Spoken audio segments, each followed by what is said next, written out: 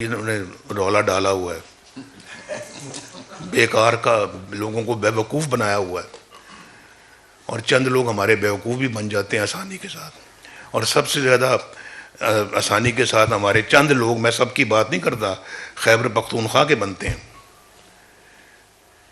ये बीमारी उधर से आई है, आने ही नहीं देना चाहिए था। ना होता बांस ना बांसुरी बनती। मैं अगर होता, अगर जैसे कि पिछली हुकूमत में आपने जिस शख्स को देखा है, उनकी जगह मैं कभी भी वो कुछ ना करता जो उन्होंने किया। जेलों में रहने के बाद आज फिर अपना मंशूर पेश करने के लिए आपके सामने बैठे हैं और इंतखाबात लड़ने की तैयारी कर रहे हैं। क्या अजीब इत्तेफाक है, क्या अजीब इत्तेफाक है। और समझ कभी कभी सोचता हूँ भाई, कुछ गलती का तो पता लगना चाहिए कि गलती हुई कहाँ। और इस तरह से आनन फानन छुट्टी करा देना, हुकूमत से निकाल देना, किस लिए, क्यों। अब मैं उस पर कोई किसी से गिला शिकवा नहीं करना चाहता, मैं कोई शिकायत लगाने के मूड में आज नहीं आया। मैं तो मुस्तकबिल की बात करने आया था और ये मेरे पास चंद सफ़े थे जो मैं पढ़ना चाहता था, लेकिन आसन इकबाल साहब ने भी ज़ुबानी तकरीर की, फिर मोहतरम इरफान सदीकी साहब ने ज़ुबानी तकरीर की, जनाब सदर ने भी ज़ुबानी तकरीर की, तो फिर मेरा पढ़ना जो है वो कोई मकसद नहीं रखता था। मैंने जो कुछ बोल सकता हूँ ज़ुबानी बोलूँ। पता नहीं आपको मेरी बातें अच्छी लगेंगी या नहीं लगेंगी, बहरहाल मैं ज़ुबानी बोलने की कोशिश करता हूँ। तो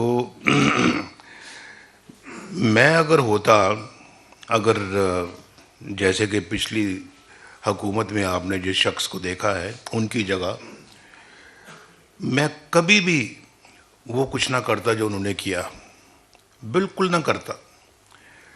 इसकी एक मिसाल मौजूद है। उससे पहले पीपल्स पार्टी की गवर्नमेंट भी थी एक दफ़ा, 2008 से लेके 2013 तक। हमारे बड़े इश्यूज थे उनके साथ, जजों की बहाली का इशू था और कई इम्पोर्टेंट इशू थे जिस पे हमने दस्तखत किए थे। उसमें से एक और भी बड़ा इम्पोर्टेंट इशू था, वो चार्टर ऑफ डेमोक्रेसी था, जिस पे हमने सब ने दस्तखत किए, उस शख्स ने भी। कल को अल्लाह ताला हमें जो है ना वो अगर मौका देता, हम अपना वही करेंगे जो हमारे मंशूर में लिखा होगा, हम वही करेंगे कि जो एक डेमोक्रेटिक कंट्री में होना चाहिए, और हम वही करेंगे जो पाकिस्तान के अवाम की खुशहाली का एजेंडा है। अगर हम ऑपोजिशन में आते हैं, हम वो काम कभी भी नहीं करेंगे जो इन्होंने किया, कुछ भी हो। ये हमारा मंशूर है भाई। लेकिन 2017 में मेरे चेहरे पे मुस्कुराहट, क्योंकि अल्लाह के फजल करम से लोड शेडिंग भी ख़त्म हो गई थी, बिजली भी आ गई थी और सस्ती बिजली आ गई थी, पाकिस्तान के लोगों को रोज़गार मिल रहा था, डॉलर 104 पे था और 4 साल नहीं हिला। मैं अपनी हुकूमत को गिनता हूँ 2013 से लेके 2017 तक, उसके बाद से मेरी हुकूमत नहीं थी। और शहबाज साहब ने आके भी संभाला है। मुझे शहबाज साहब को मालूम है, ये ख्वाजा साद रफ़ीक को मालूम, डार साहब को मालूम है, आसन इकबाल को मालूम है, जितने भी परवेज़ रशीद साहब को मालूम है, ये सब बैठे हुए थे लंदन में। मैंने कहा शहबाज साहब गवर्नमेंट ना लो, और अगर ले लिए तो खत छोड़ दो, बैठे हैं सब। लेकिन ऐसे हालात पैदा हो गए, उनसे अल्टीमेटम दे दिया। मैंने कहा भाई अल्टीमेटमों के सामने तो हम सर नहीं झुकाते, मैं तो नहीं झुकाऊंगा, ना आपने झुकाना है। शहबाज साहब की तकरीर तैयार थी, रात को इन्होंने स्टेप डाउन करना था और बिल्कुल तैयार, 4 घंटे रह गए थे, अल्टीमेटम आ गया। मैंने खुद कहा इनको अब नहीं छोड़ना आपने, अब रहें आप, मुकाबला करें। तो मुल्क वैसे डिफ़ॉल्ट की सिचुएशन पे आ गया। तो मैंने कहा कुछ भी हो, अब हम अपना जो है ना वो नहीं करेंगे, अब इसको पहले अल्टीमेटम की कीमत का पता लग जाए, उसके बाद फिर हम अपना अगला काम करेंगे। वो फिर अल्टीमेटम करते करते फिर आपको पता है और बड़े मसाइल आ गए, लेकिन शाबाश शहबाज शरीफ साहब के ऊपर, इनकी टीम के ऊपर, जिन्होंने बड़ी जान फशानी के साथ पाकिस्तान को डिफ़ॉल्ट होने से बचाया और पाकिस्तान को उन हालात में पाकिस्तान को खड़ा किया। लेकिन उसकी प्राइस है जो हमने पे की है प्राइस, और मैं वो हमारा पॉलिटिकल कैपिटल बर्न किया अपना, हमने अपने हाथों से उसको जलाया। लेकिन मुल्क के लिए, अपने लिए नहीं। हमें पता था ये मसाइल आएंगे, आए हैं मसाइल वो, लेकिन ये मुल्क का मामला था, हमें करना पड़ा और हमने किया। और आइंदा भी खुदा ना खास्ता, अल्लाह ना करे कोई ऐसा वक्त आया तो फिर भी करेंगे।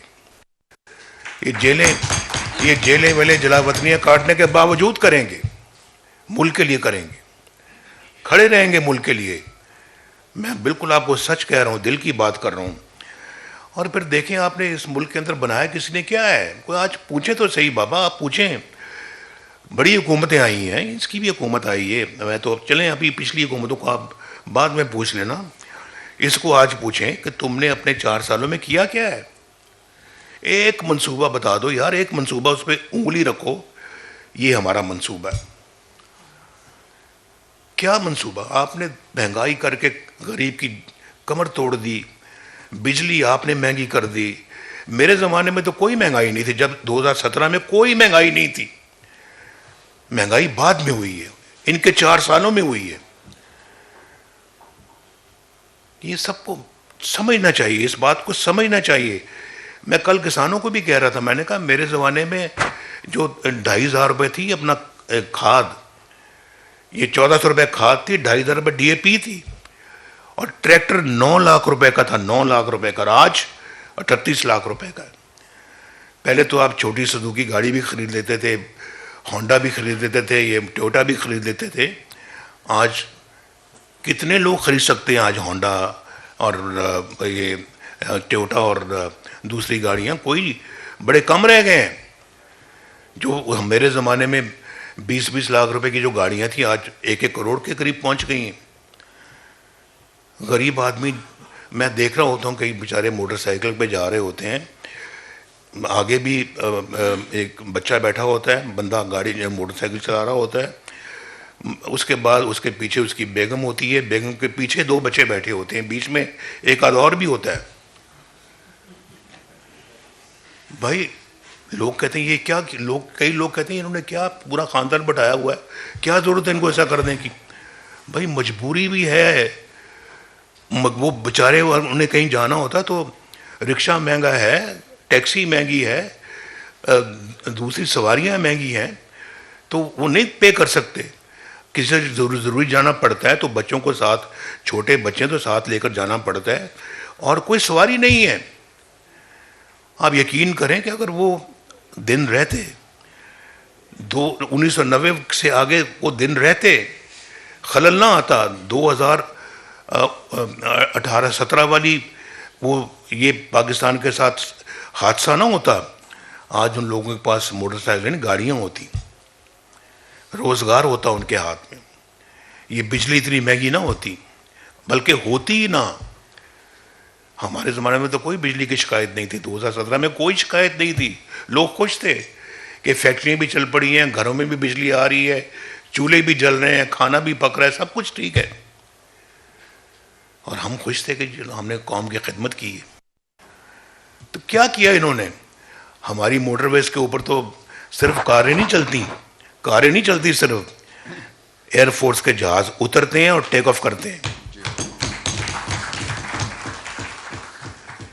ऐसे ही इन्होंने रौला डाला हुआ है, बेकार का, लोगों को बेवकूफ़ बनाया हुआ है, और चंद लोग हमारे बेवकूफ़ भी बन जाते हैं आसानी के साथ। और सबसे ज़्यादा आसानी के साथ हमारे चंद लोग, मैं सबकी बात नहीं करता, खैबर पख्तूनख्वा के बनते हैं। ये बीमारी उधर से आई है, और उनको समझना चाहिए कि उन्होंने किस तरह का बंदा जो है वो उसको मौका दिया। हमने तो मौलाना फजल रहमान के साथ कहा मिलके कि हम नहीं भाई, हम नहीं बनाते। मेरा ख्याल है कि वो शायद मुमकिन है, मुझे आज लगता है कि जैसे वो हमने गलत फैसला किया था, आने ही नहीं देना चाहिए था। ना होता बांस ना बांसुरी बनती। तो हुजूर मेरा हमारा मंशूर यही जो आपने मेरी ज़ुबान से सुना है